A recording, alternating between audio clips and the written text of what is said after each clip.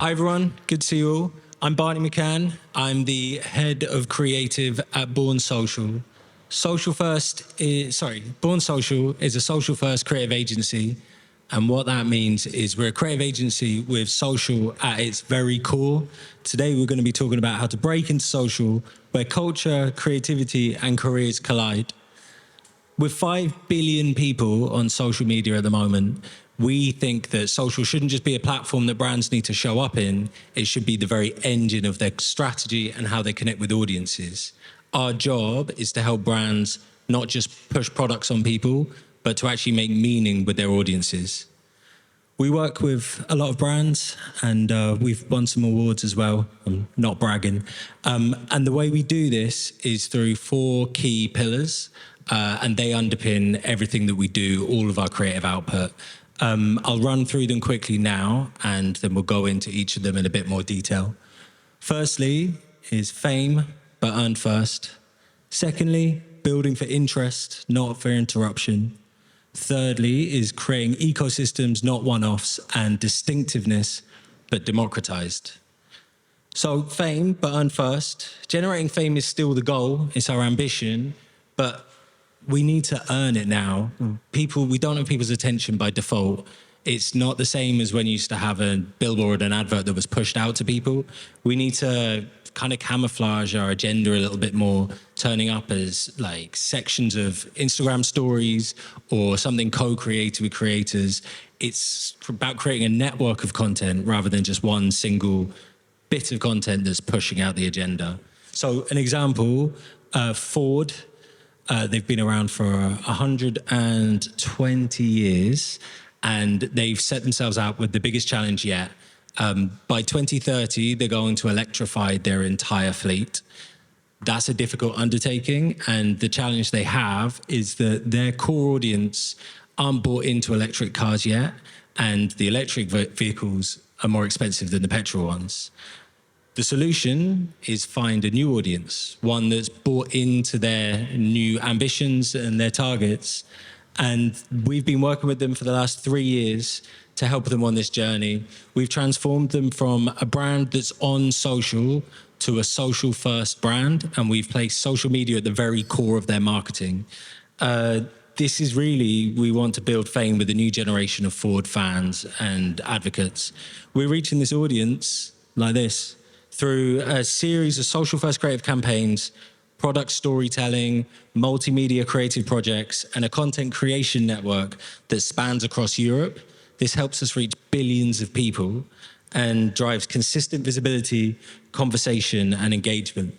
It's the same truth, but it's a new reality. Secondly is building for the interest graph, not for interruption.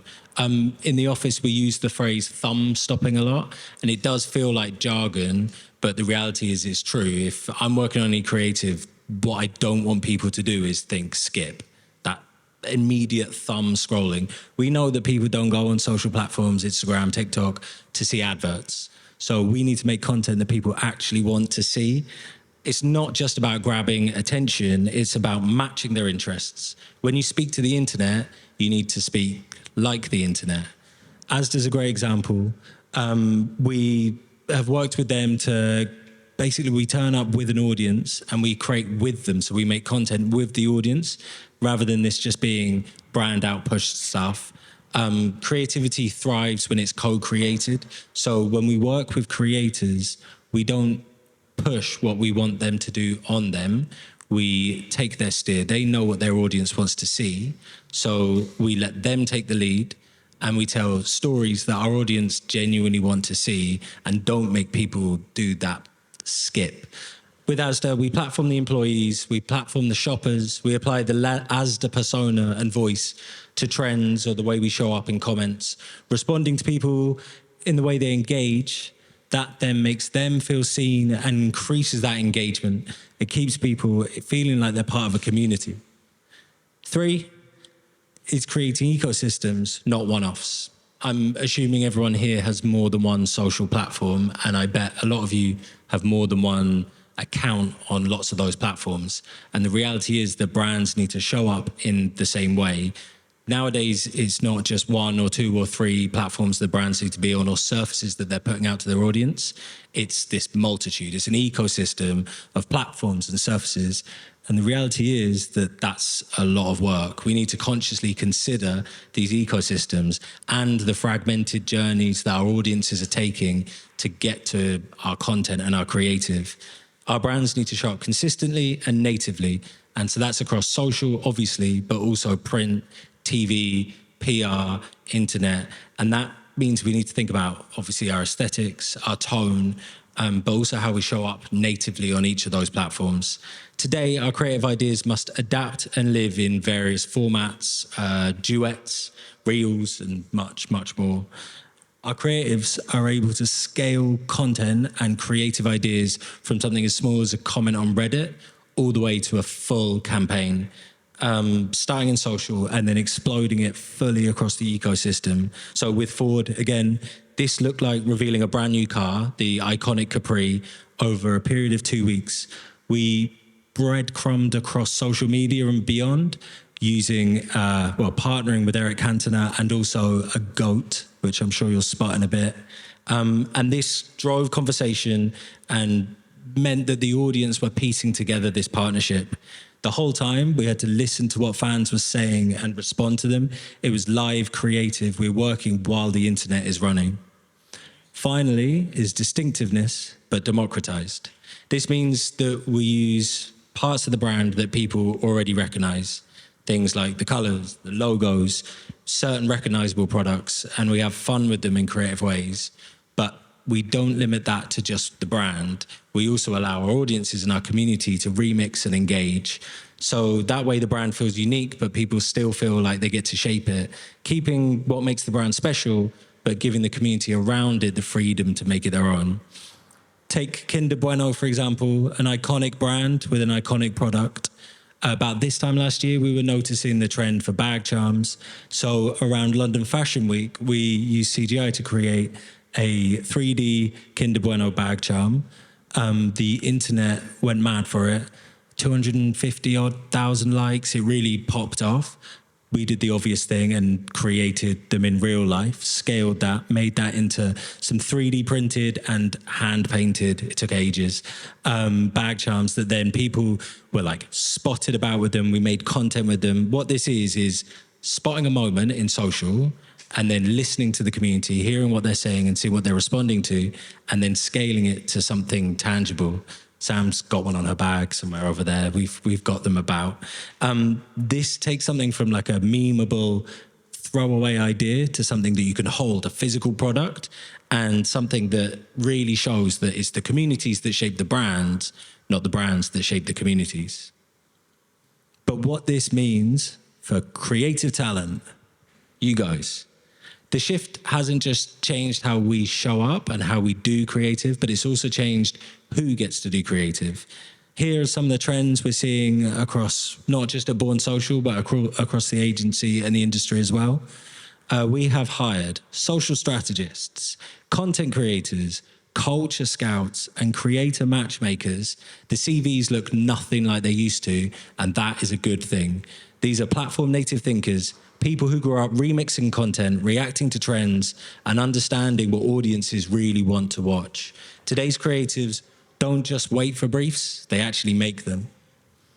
And the tools, there's no gatekeeping anymore. Everyone has access to the same creative stack, whether that's CapCut, ChatGPT, Midjourney, the platforms as well, TikTok, Instagram, all the social platforms.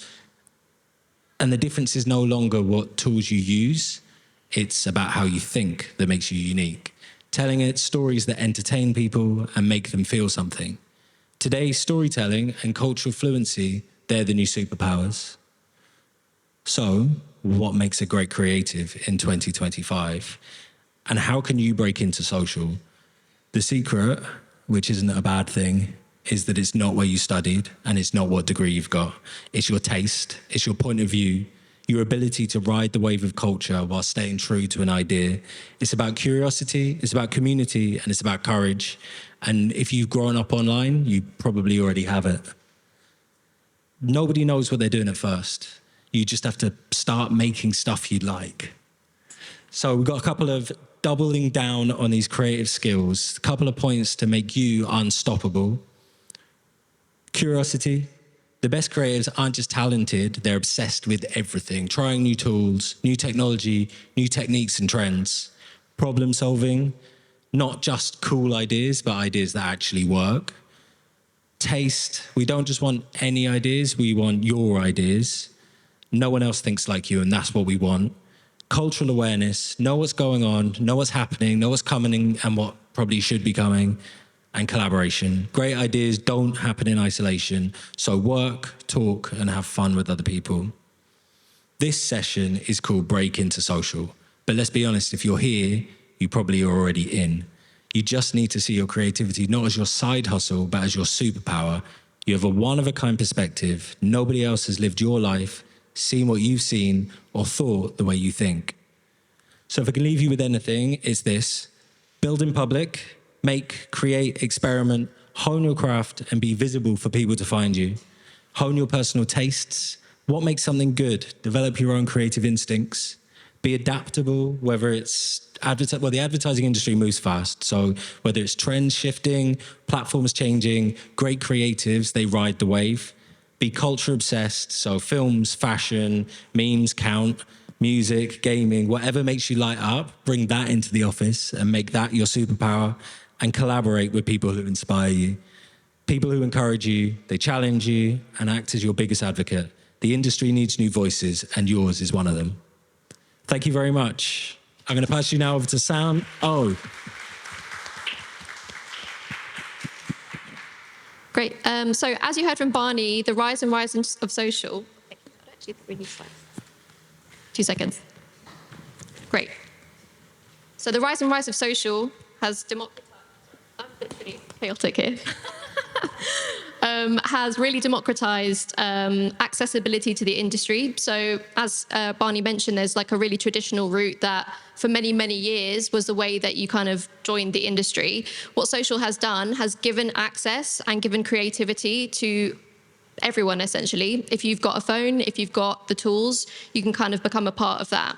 So today, how you think, how you tell stories and showcasing that unique point of view that you have is essentially the key to breaking into the industry. So for this panel, we're now joined with 3 brilliant people who sit at the forefront of social-first creativity.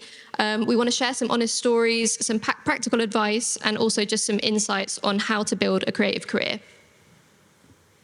In terms of experience, they've all got very different paths leading into the industry, but it was all about leaning into passions and strengths that helped them kind of forge that authentic role for themselves.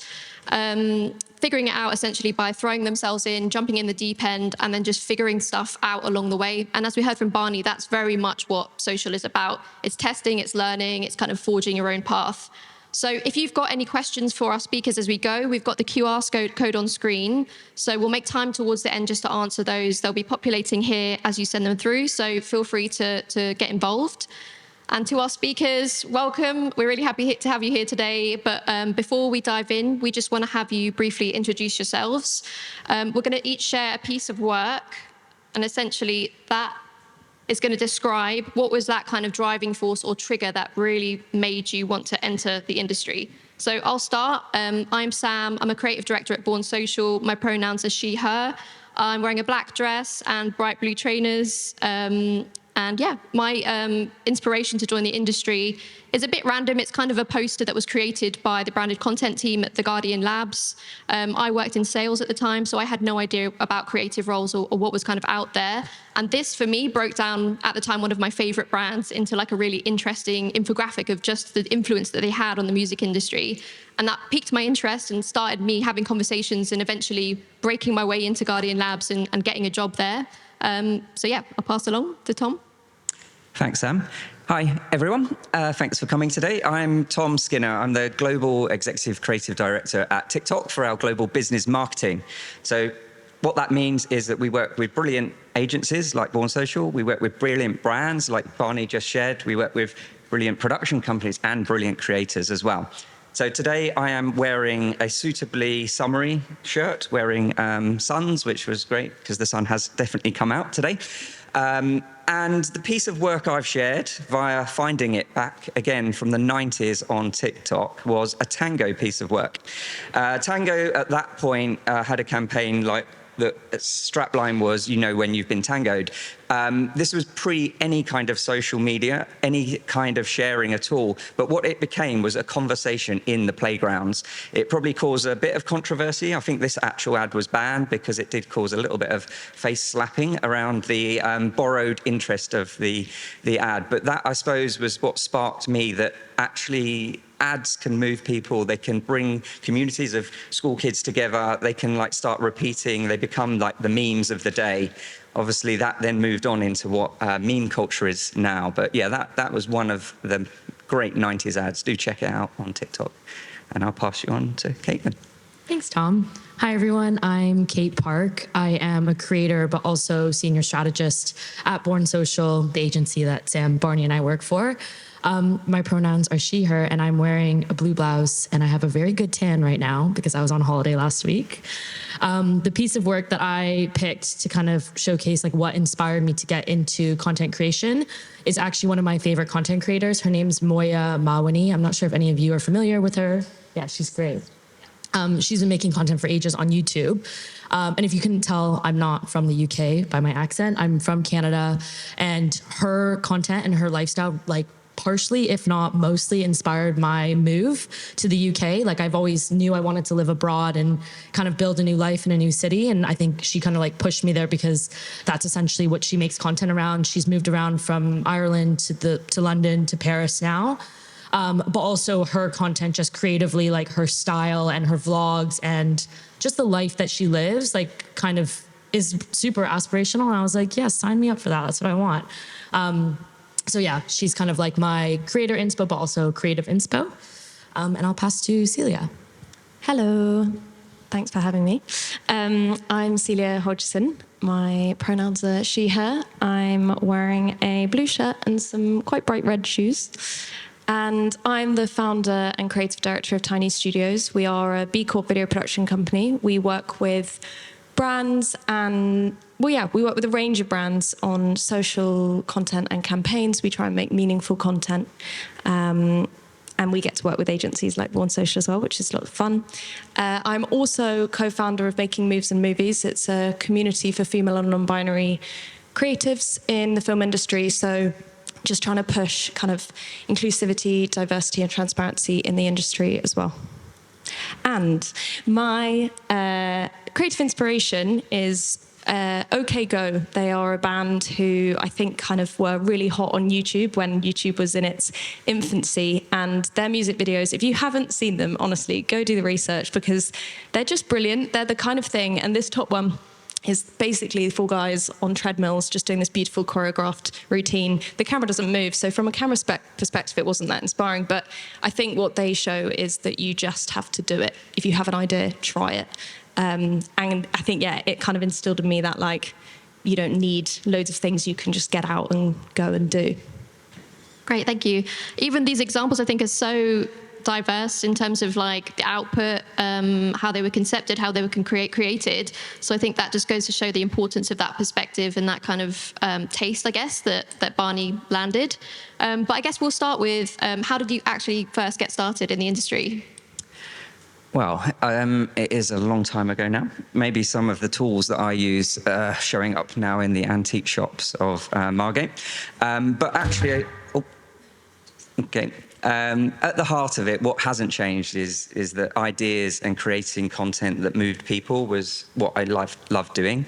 You know, that was VHS cameras, picking up things, wanting to make motion, bring ideas to life, and then see people's reactions when you shared it. And, you know, having a platform when I started was more like traditional media. Now we have a platform that can reach millions and billions of people. So yeah, knowing that actually an idea can go from a blank piece of paper or just a thought in your head into culture and create like a, you know, reaction from people, be that for brands, be that for culture.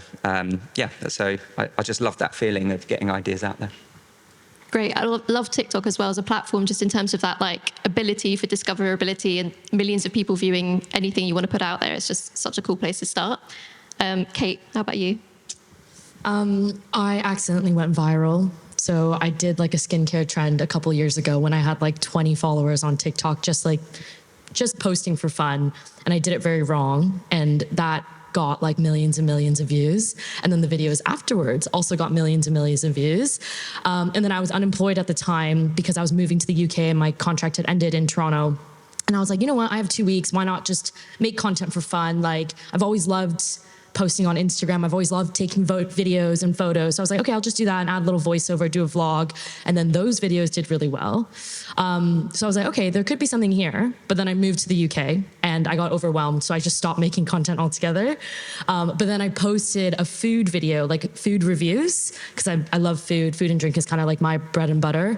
And those started to pop off. So I was like, okay, there seems to be an appetite for this type of content. So I just kind of picked it up and did it as like a hobby on the side. And I was just posting for fun. And it was like a passion project. I've always had like my full-time job as well, which was really nice because it wasn't like, I wasn't monetizing it. There was no pressure. And then it kind of like, once I got my first brand deal, I was like, okay, wait, this could be something good. So I've just kind of doubled down on it since then. So yeah, it was a bit of a natural progression, but which is kind of nice because I've been able to like preserve that passion I've had for content creation, and I don't have to worry about it paying bills and being my career. So yeah, that's kind of like a natural falling into it. I did the opposite. Rather than keeping it as my hobby, I've gone hobby, turn it into a career. But I started making videos when I was about 10. YouTube, I'm clearly a YouTube obsessive, but I was making music videos, basically dancing in front of my computer at the time. And it just got me, I mean, yeah, the dancing was bad, but I would say that the editing was pretty good. And that was just, yeah, I started creating it, just making so many videos. And then when I went to senior school, I was really lucky that the school were just incredibly supportive of that as a skill. They really kind of saw that as a good use of my time. So they started giving me like briefs of what I could create for the school. So they almost became my client in a way, and they are actually still a client of mine. But they, yeah, I started just making more with a brief to work towards.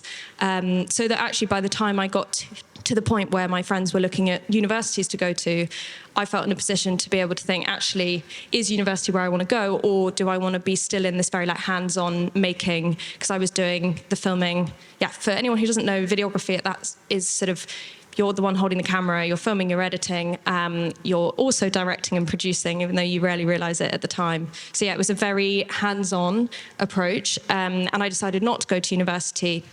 And that was kind of then the start of my career of, yeah, making films. So it sounds like you like experimented quite a lot. Is there anything that you wish you would have known when you were starting out? I think, to be honest, I think I could have saved a lot of time if I'd known even earlier at the sort of 13-year-old point that this thing that you're loving doing on your weekends and your evenings could also be a career. I think I spent a lot of time going, oh, that's just a hobby. Now, what do I want to do? And, you know, thinking about lessons at school and what was interesting to me. But I think if I'd just known actually that, and this is why I think events like today are so brilliant, is that if that is actually a career, people do get paid to do that. It doesn't have to be this sort of penniless artist. So yeah, that would have been great. I also love your dedication to demystifying it for other people by being here today. So that's also great. Kate, when did passion turn into a profession? So when did it strike? This sounds greedy, but honestly, like when I had my first brand deal, like I never thought you can make money off social media, let alone like any sort of creative. Like my Asian parents were not like, they were not supportive of it at the beginning, but now they are. 'Cause yeah, it's become like a pretty steady revenue stream. But aside from that, I think like once I realized, oh, it doesn't actually just like open doors that way, but it's opened so many opportunities, like being able to just like work with some of my dream brands that I use every single day that I could never fathom them emailing me being like, we want you to collaborate with us, I think was like a real eye opener. So once I started to get those in my inbox, I was like, okay, wait, there's something really special here. And I think from there, just like it's helped me evolve and like not reconsider my career, but also just think about like how I can be more creative in my day job, because being a senior strat, like there is some creativity involved, but it's not like you're not actually making things. So it's like, okay, where can I like bring these two together to like maybe almost like make my dream job, or like look for my dream job, which I wouldn't have ever thought to do if I'd never pursued TikTok, because I would have just been stuck being like, nope, I'm a strat and this is my job and I don't touch that stuff because I don't know how to do it or I'm not good at it. But yeah. Do you have an example with those brands that you mentioned? Well, first of all, could you give us a couple of brands, and then also an example of how your personal lens has shaped a particular project that you've worked on? Yeah, nice. Well, like I mentioned before, like food and drink is kind of my bread and butter. So I work with a lot of like household like food brands. So like Yorkshire tea was kind of crazy, because I feel like as a Canadian getting that as a brand deal, I was like, are you sure you want to work with me? But it was really fun and it was really good tea. I also work with Waitrose on like an ongoing basis. So I've just signed like a 6-month ongoing retainer with them, which is like dream, because they're so easy to work with. And I use Waitrose every day and I love sharing recipes and like my own flair on cooking and like what spins I like to put. If you haven't seen my content, you should, but I'm very much often on a Lime bike. That is like my main mode of transportation, because I'm very late. It's reliable, it's quick, and I just love to bike around London. I think it's like the best way to explore a city, and that's like my personal lens and perspective. So working with them in the past has been like such a dream, because again, natural fit, my audience loved it. It was fun to film. I used like cool cameras to get like different shots that I wouldn't have done if maybe I was filming an ad for a different brand. And then also I've been kind of leaning more into like travel vlogs and like traveling. I think everyone loves to travel, but like city guides, like I love to recommend and like talk to people about different places to visit. So I'm working with the Sydney Tourism Board next year to go run the marathon there. And I've never been to Australia. So I'm doing a 2-week trip with them where I get to just like eat and travel and run like all my favorite things. So I feel like those are like quite special ones where I get to add my own like editing flair and like my style, and like also my like curation of like recommendations and places that I like to go as a tourist, whereas like places I would probably avoid. But yeah. Tom, so we say that your story is your superpower. How would you explore that through a project that you've worked on? Like, what did you bring to that? Yeah, that like Barney mentioned as well, I think that personal story of every single person in this room, like trips like this to Margate and the inspiration and the conversations you can have will define like your personal journey and your personal brand as well. So if you can then turn those into something that you're, a project that you're working with, like one of the examples, like I always like to think that a personal superpower is like the curiosity around not just sort of like one form of creator stream, one form of music, because you never know when you're then going to come back and tap into that. And the same with tech, it's moving so fast. Having worked for 20 years in agencies, then the last 5 years at TikTok, every single 6-month burst is entirely different. And the curiosity to then find, how that tech can be used to turn your ideas and bring those into reality. Like looking back at a project, a while back, we had an answer machine system on one of my old agencies that would put an MP3 into your inbox. And at the time, it was like a bit clunky and a bit confusing. But then a project came along where we were able to take that idea, and we came up with this, the first ever year of Simon Cowell. We had to present to Sir Simon Cowell himself. And the idea was very simply sing into your phone for Carphone Warehouse sponsorship, get an MP3 into our database, and then play that back through an animation and put it onto television. So it was like the first foray into mass user-generated content, and kind of an early pre-runner of TikTok. Yeah, if only I'd coined it then, really. I guess building on that a little bit, working in TikTok, everything is changing at quite a fast pace. So I guess how do you stay inspired to create, especially when social's moving so quickly? Yeah, I mean, we have like a saying internally, but it's used externally as well, about moving at the speed of culture. Culture and trends and techniques change. Like some of them become like the ever-present language of TikTok, and they become things that we can then advise brands on. What you don't want to be is the sort of late to the party, turning up with a trend that's past. So yeah, encouraging brands to maybe throw out some of the, preconceived order of researching and just trying, like what you can do today, it'll either work or you'll have learnt from it tomorrow. And you can build on it. If it works, then do it again. Keep learning from it, and keeping up with culture. Just trying to encourage brands that aren't maybe using TikTok and other platforms to dig into them, find their thing as well. Like the algorithm will find what you like rather quickly as well. So.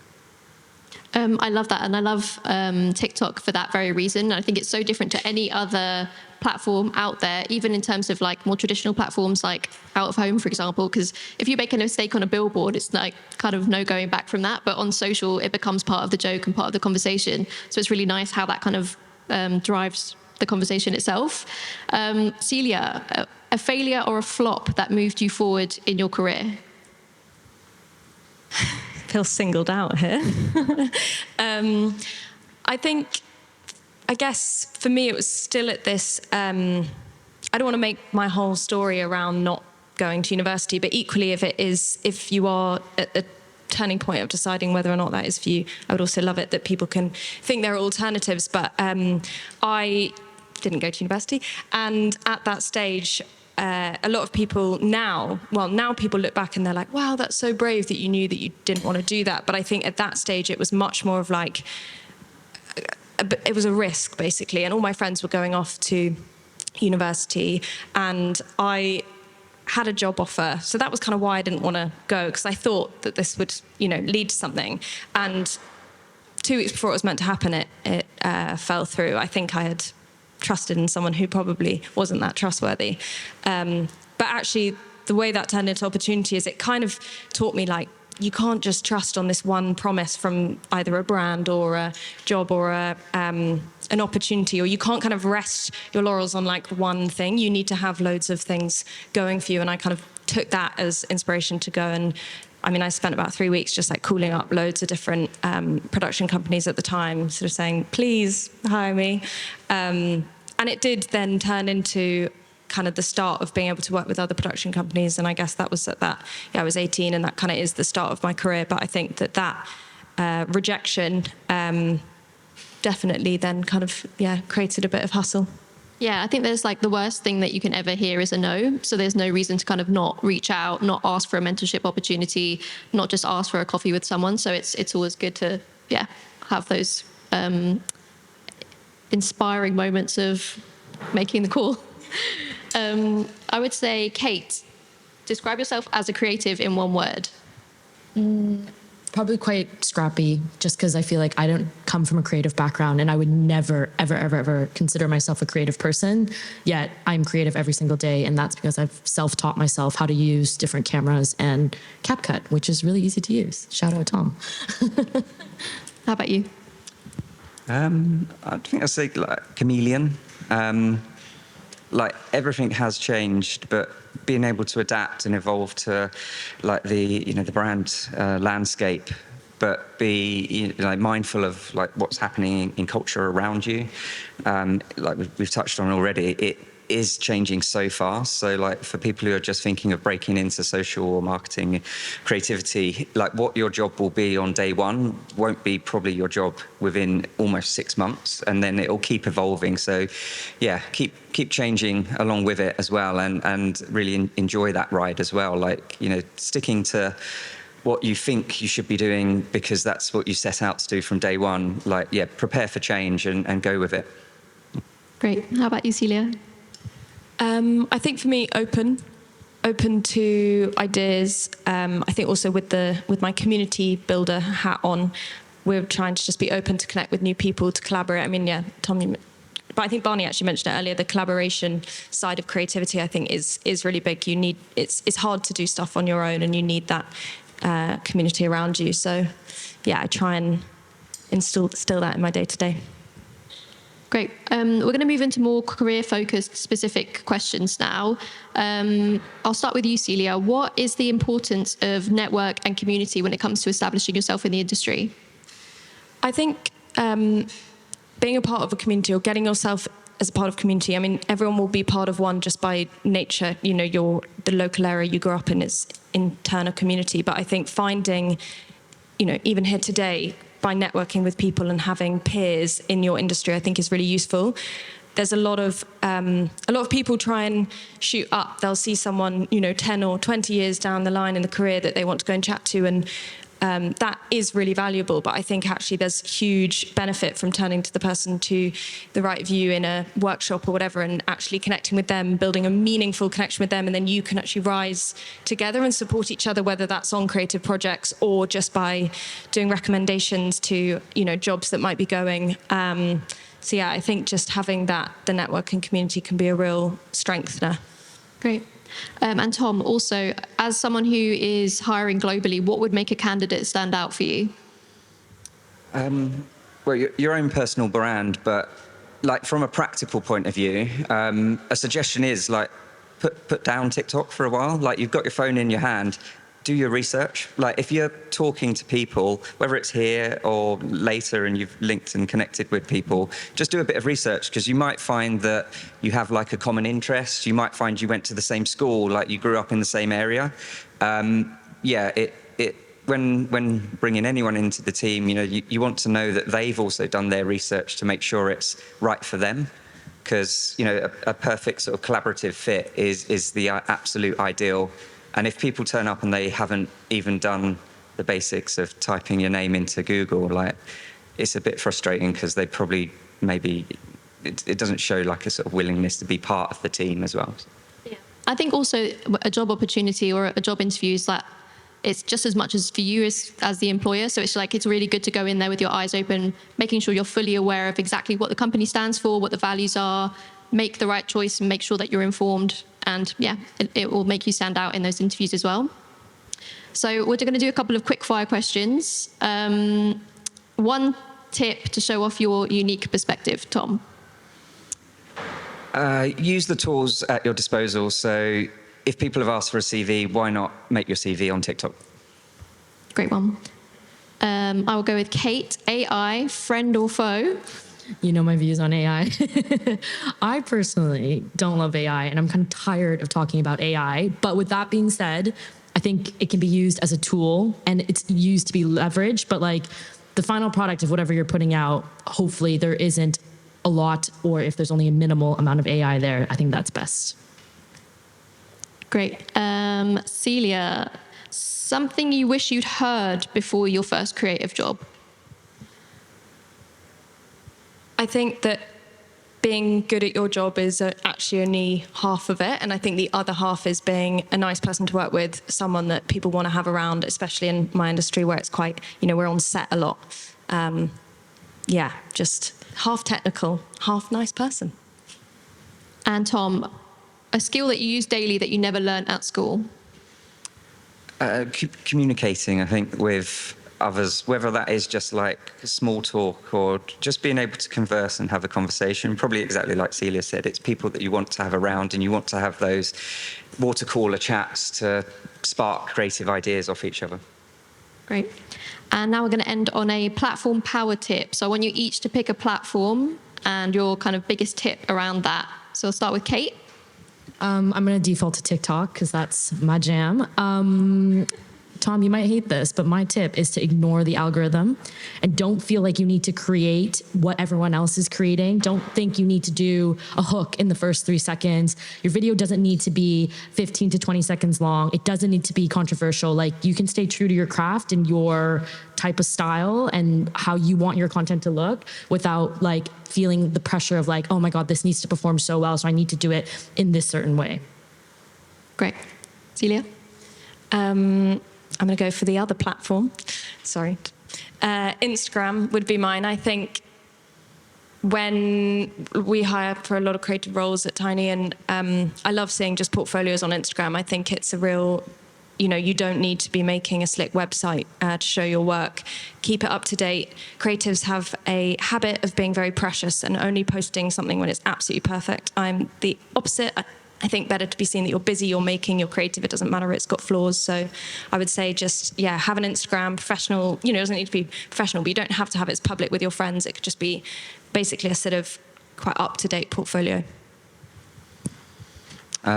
As TikTok's taken, I'm going to go with LinkedIn because, it has become the place where you connect with the industry. But LinkedIn done your way, like LinkedIn can be a bit dry. It can have like kind of similar sort of clickbait approaches, and it can feel a bit corporate. So as creatives and inspiring creatives, I'd say like kind of try and break the norm on LinkedIn. Do what you want to be and be your own brand. Like show up in a way that shows your personality, not what you perceive LinkedIn thinks it has to be. Like when we start TikTok, we get a lunchtime brief to go and grab stuff out the fridge and make a TikTok. I filled a bath full of Guinness and recreated the Guinness Surfer ad, and I put it on LinkedIn, and it stood out a mile because you don't see many people in baths of Guinness on LinkedIn. So just be your own self and use those platforms, but use it your way. Great. We want to do a couple of questions from the Q&A. If anyone has any burning questions, feel free to put your hand up and we'll try and get to you. But I'll start with name a community or event every young creative should check out. I'm keen here. Screen Skills would be my recommendation. It's particularly if you're in the kind of film world. It is an amazing platform that they not only have lots of workshops and online events you can join, but also it's great for finding out what area of the industry you might want to go into. They've got like descriptors on every single role within the industry, down to like niche things, like a grip or whatever, as well as VFX supervisor. So I would say that is a great place to start if you like the idea of being in film, but you just don't really know what it actually entails. Okay. Sorry, was it what? A community or event that every young creative should check out. I'm not sure if I know of any events or communities, but I would just say like, honestly, like Reddit, like, does that count? Yeah. Like whenever I'm like working on a brand project or like I need some inspiration or I want to hear what like people actually have to say about an issue or a conversation, I just do a bit of a Reddit deep dive and be like, oh, that's cool. Like they think that about the brand, or like that's a pain point that they have, and then like bring that into whatever you're creating, really. Great point.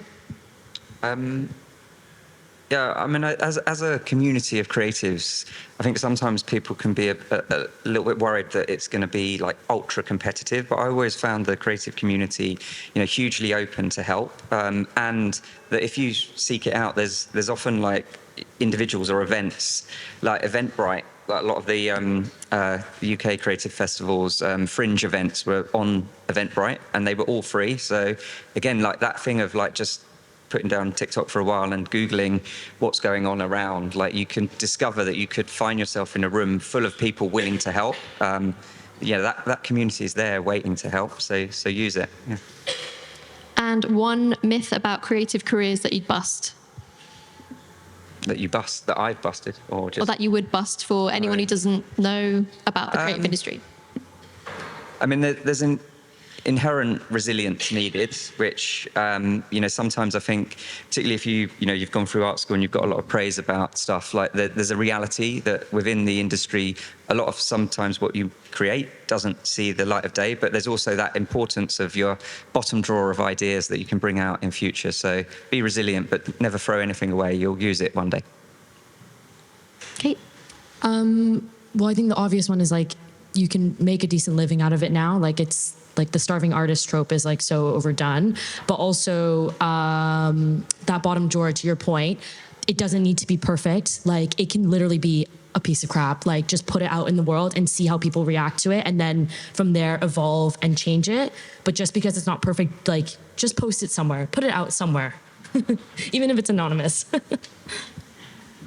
I think in particular in the industry I'm in, there's a lot of freelancers, and I think that people typically separate themselves as like, I'm a creative, I don't get into like the business side of things. And I think my myth bust would be like, especially if you are a freelancer, you are as much a creative ideation machine or artistic visionary as you are actually just a business person. So I'm always really keen on people doing the research on finance and negotiations or pitching, all those things, because having all of those skills will make you better at selling in your work or selling your idea and charging the correct rate for it as well.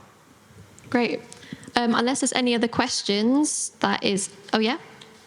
As people here work in social, do you think that the platform at the moment has A platform that has untapped potential on social. I mean, I think spoken word as a whole as well. I know we're, as a visual platform, but I think like podcasts and, I mean, they are tapped into, but I think the potential for brands to be part of spoken stories and narratives is immense, and the power of hearing a story told in an amazingly engaging way. It's a personal favorite of mine, but yeah. I think Substack, it's growing a lot, and the brain rot is getting to all of us, and we want like longer form, more meaningful, curated content that's a bit more educational and engaging.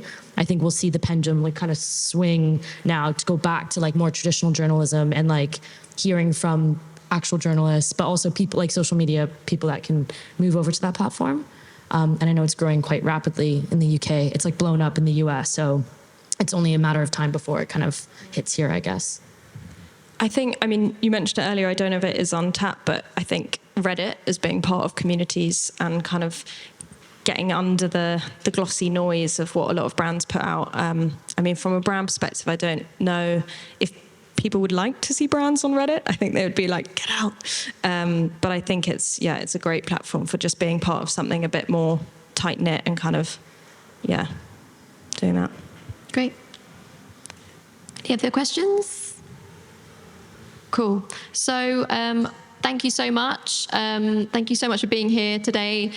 We, as Born Social, have got a stall over at the Careers Fair, so please come and say hi. We've got some merch and things like that. We'd love to have a chat. But yeah, thank you for taking the time to listen to us today.